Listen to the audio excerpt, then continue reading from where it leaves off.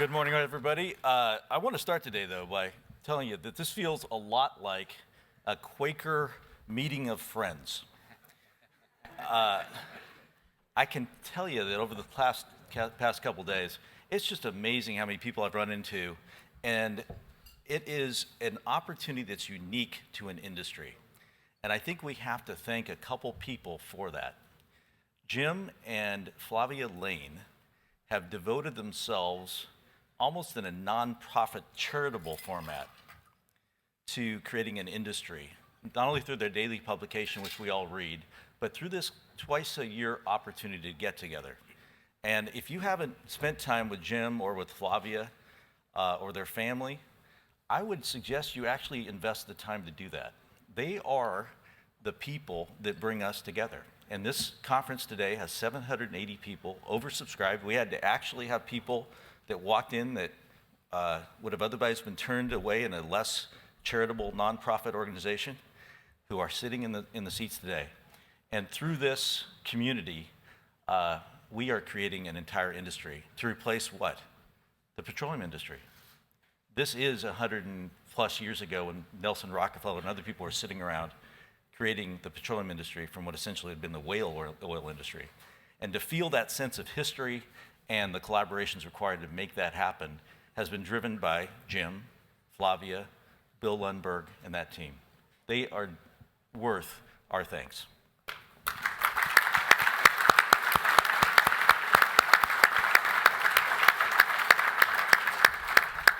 Another group that I'm going to mention, because I'm not going to go through a list here, I'm actually going to make a presentation, but I feel a burden on this one. Mark Brzezinski, Chris Cassidy, Aaron Morris, even the guy that does the work down at the local level, John Beeler, and the other people. The USDA has led the connection between government policy and project development reality. The connection of loan guarantees, even into grants and other funding, is meaningless when Congress passes things like the Inflation Reduction Act and other renewable fuel standards. Completely meaningless to building anything until you have people in government that care and communicate. The USDA cares, but more and equally important, I would actually say, they communicate. They're unique among federal agencies in that when you do an application, they don't stop the ability to communicate your value proposition. Actually, it's an open door that all the way through to the date of funding, you can call all the way up to staff and say, I need some insight, I need some referrals, I need some help. We closed $25 million of USDA funding a couple weeks ago, Renewable Energy for America program, something every one of you ought to look at. And you know that that happened with the direct involvement of the top executives of a multi-billion-dollar part of the USDA, personally taking interest in what we are doing. And that is a unique asset that in our community, I think we should all recognize and reward. To my left is Mark Brzezinski, Chris Cassidy is here, Aaron Morris is here. Please find them, introduce them to your project and your people, and start that journey of a personal relationship. So thank you, Mark and the team.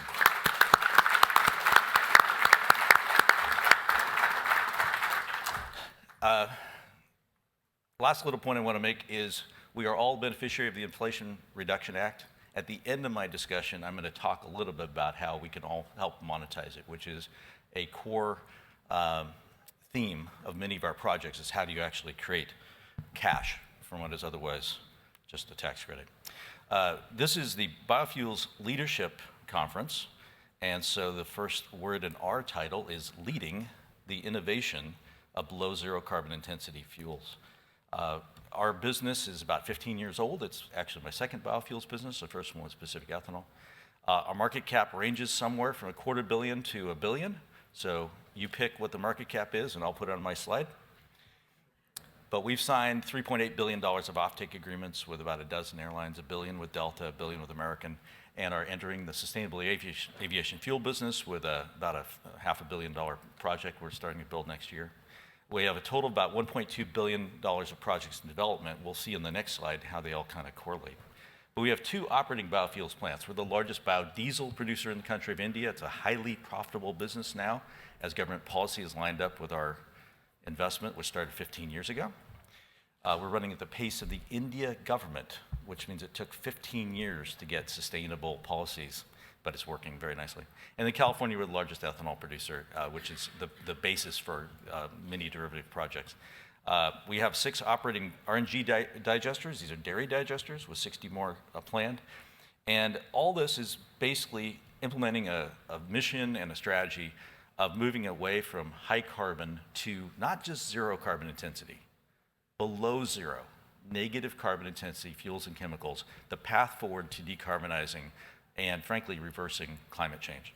So we have dairy renewable natural gas. We're building one of the world's largest RNG projects. We already have a 40-mile pipeline built. Central gas, everything else is in commissioning right now. Renewable jet and diesel we talked about. California ethanol we talked about. India biodiesel we talked about. But all these activities generate carbon dioxide. 40% of biogas is CO2. So if we emit that carbon dioxide back in the atmosphere, we're not actually optimizing the climate improvements. So carbon capture in our unique physical location where we need no pipeline, we just go right below our biofuels plants in the Central Valley of California, takes advantage of that. So we're spending about $250 million on carbon capture for 2 million tons per year. This is a slide that deserves 15 minutes. I'm going to spend 30 seconds on it. First generation is often what the media calls renewable energy. It's solar energy, it's wind energy, but it does not absorb any CO2. So second generation is biofuels, ethanol, biodiesel, renewable diesel, aviation fuel. You take solar energy, you grow a plant, you take that plant and extract the oil or the sugar and make a biofuel. That's terrific. But you then emit all the CO2 in the combustion of that biofuel. So what's third generation renewable energy? What should we be doing in this room? We should be using the sun's energy. Yes, wind and solar are a source of electricity. We should then use the CO2 through photosynthesis that goes into plants and make the fuel, but then we should be capturing that CO2 at the point of the production plant and the point of combustion on board trucks. Did you know that about 7,500 trucks emit 1 million tons a year of CO2? There are 3.4 million registered vehicles in California. About 2.2 million of those are commercial trucks. Every 7,500 of them emit 1 million tons of CO2, 5 times as much as it takes to produce the fuel. We have many sources of CO2 that, frankly, if we sequester them, end up creating what you see at the box at the bottom. This is not a subjective, feel-good, voluntary opportunity. This is actually maximizing California low carbon fuel standard, federal renewable fuel standard, blenders tax credits, and IRS credit values. You have a very quantifiable set of metrics saying, please reverse climate change. In this room are people reversing climate change. In the solar and wind room are people saying we're going to cook slower. Because as long as you're running one coal plant, you're stuffing CO2 in the sky. Solar and wind and even nuclear power plants do not absorb any CO2. This is the room in which the leaders that will reverse climate change are sitting. Our team has been together for over 15 years. Please memorize this slide. We'll do a test later. But we have 2 people from Chevron on the board, and major oil companies have always played a role in this business, but they're increasingly becoming major investors. This is the most interesting slide because we're just a boring little single ethanol plant company in Central California, which happens to be the largest animal feed producer in the state of California. Animals take that feed, they turn it into what? I think you guys all smell it. You drive through the Central Valley. It's called manure. It emits 25% of all the methane in the state of California from over 1,000 dairy lagoons. So we're building, we've already built a 40-mile pipeline to connect hundreds of dairies to our plant. I have 66 dairies going through that process. By taking that renewable natural gas, putting into pipelines or directly fueling them into trucks that carry our biofuels, we're making a circular bioeconomy from a waste process product that comes from our process. We also happen to be the largest renewable oil producer of distillers corn oil in the state of California. What's the highest best use of distillers corn oil? Happens to be sustainable aviation fuel. Now, we produce a small amount of it, but it led us to thinking about how do you actually optimize? And we looked around and we saw 1.5 million acres of orchard and 160 million dead trees. You know that in a tree, about 55% of it's sugar. And in the United States, we have 210 sugar plants called ethanol plants that make it into fuel. So we said, this is interesting. We extract the sugar, put it in our corn ethanol plant, take the waste that's called lignin, gasify it into a synthesis gas, extract the hydrogen. That's carbon negative hydrogen, negative 80. And local hydroelectric power is 0 CI. If you have electricity, you have negative hydrogen, carbon intensity hydrogen, and you have renewable oils, what do you have? Sustainable aviation fuel and R&D, and renewable diesel. So we're building a 90 million gallon plant project. It's well into permitting. We expect to have it completely done first quarter next year and start building. And then since all this makes 400,000 tons of CO2, we're building 2 wells, one under each facility, no pipeline required, to capture about 1 million tons from each site, 200,000 tons from us. So this is a circular bioeconomy. This is taking the waste products from activities that are beneficial to society and then use them to actually lower your carbon intensity, carbon sequestration being the big deliverable at the end of it.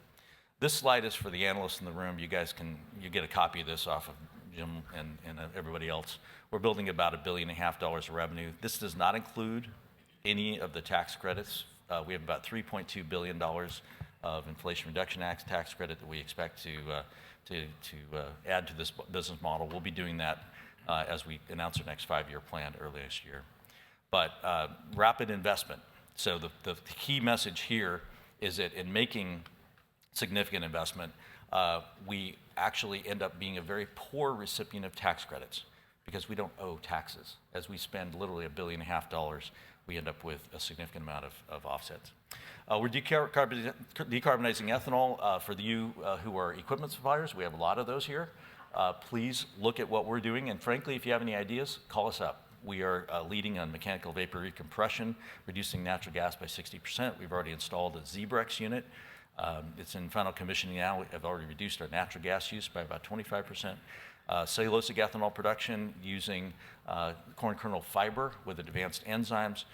Solar array with battery storage. We're a Schneider Electric customer with a big battery storage array that's actually under construction. And so we get about $25 million a year through improved carbon intensity and therefore more valuable ethanol. But here's a point that I want everybody in the room to understand as you're talking to policyholders. Ethanol is perceived as a replacement of volume for gasoline. But gasoline isn't just one molecule. It is literally hundreds of molecules, some of which are known as aromatics, benzene, toluene, xylene. These are highly carcinogenic, very toxic molecules. And companies such as Gevo, who you're going to hear from soon, make molecules that actually get rid of the heavily carcinogenic part of gasoline. We are not just replacing volumes of gasoline. We're actually reducing the toxicity, the carcinogenic potential of gasoline with ethanol. That's why we need to adopt ethanol in our volumes. I'll go through the rest of these pretty quickly. You guys can just go look them up online if you want. This is a nice map. If you were flying over in your jet, you'd look down, this is what you see. This is our ethanol plant connected with a 40-mile pipeline. Gevo will talk about theirs in Iowa. But all of our ethanol companies are well positioned to take their byproducts, you can see here sort of this large pond with a cover on it, cover it up, capture the methane, pipeline it back to your plant, and then inject in the utility pipeline. We are building an aviation fuel plant, but we're using local waste wood, forest wood and orchard wood, which has a very low carbon intensity. And the process is that we use that to make synthesis gas to replace hydrogen. So it's 100% renewable hydrogen using propane, naphtha, and the synthesis gas. Use zero carbon intensity electricity, hydroprocess from waste oils. We happen to be a crude oil refinery in India, but our crude oil is tallow. We're a tallow refining company in India, so we can supply our own California assets. This slide is again for the analysts, but we just bought a U.S. Army ammunition plant. Took me only about 5 years to get that done, but closed it last December. Had to be a little patient on that one.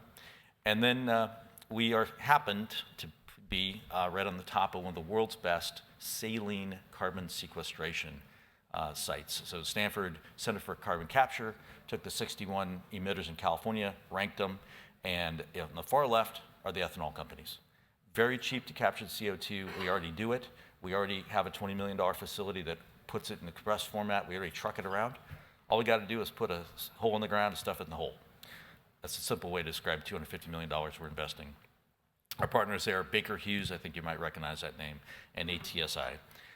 So last little process here is people often ask, why did we build a plant in India?